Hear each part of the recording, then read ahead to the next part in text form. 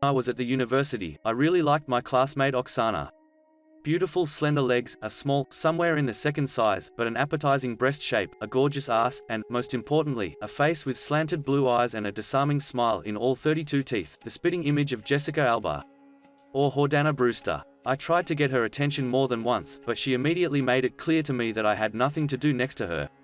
It is understandable, I was not distinguished by success in studies or sports, I did not always have my own money, which, coupled with a very specific sense of humor, did not leave me any chance. However, she was not the only one who refused me. She never met anyone under 25 years old.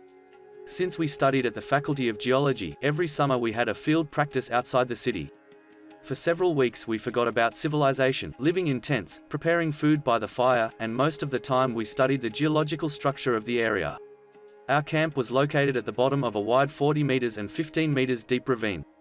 A small rivulet flowed closer to its left slope. Along it and on the slope of the ravine there were thickets of bushes. Next to it was a field shower, a sturdy wooden structure, covered with something like roofing material on 3 sides, and a tank of water on top. We ran up the slope of the ravine when we needed to help, the guys on the left, the girls on the right. In that practice, I was lucky enough to be in the same team with Oksana. On that day, our team returned from field work the very first. When we came to the camp, someone went to sleep, someone else to eat, and I to change my shoes. I looked, Oksana took out a towel, shampoo and a sponge. I went to the shower, I thought. And then the thought flashed through my head to spy on her. Pretending that I was going to relieve myself, and for persuasiveness taking toilet paper with me, I went up the left slope of the ravine. When I reached the middle of the slope, I ducked into the bushes. They were quite high and sprawling, but it was realistic to walk between them without creating unnecessary noise.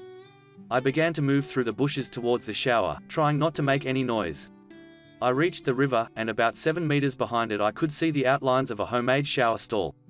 I was wearing wading boots, so I waded across the river, took a couple of steps, parted the bushes slightly and began to watch.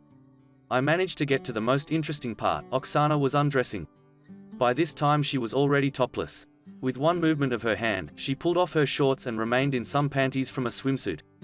Purple thongs with a heart in the most piquant place only emphasized the beauty of her figure.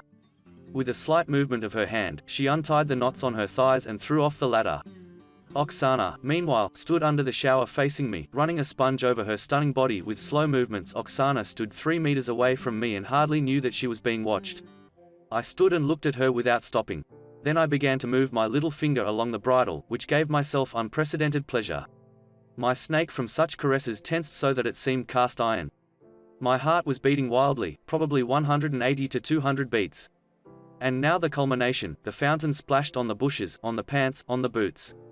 Once it seemed to me a little meanwhile, having played enough with the front, Oksana began to undead her ass. She was standing with her back to me, so you could see her right hand running on her cheeks. It was evident that she was in 7th heaven with pleasure. For a second, she stopped and began to turn in my direction. Did you notice? No, it's okay, I just couldn't find where she put the t-shirt. Dressed in clean underwear, black shorts and wrapped in a towel, she went to the tents. I went further into the bushes and wiped everything off myself with toilet paper. Anton, are you constipated or what? My friend Lenchik asked me, hinting at my long absence. Well, yes, I muttered back. And it was not figs to gorge on bread, me to catch up. Did Oksana know that I was watching her? Did she notice me then? Unlikely, she was too carried away with herself. At least, even if she did, she didn't show it. There were no meaningful glances at me or subtle hints from her. 5 years have passed since that day. Since then I have had several girls, including those of easy virtue.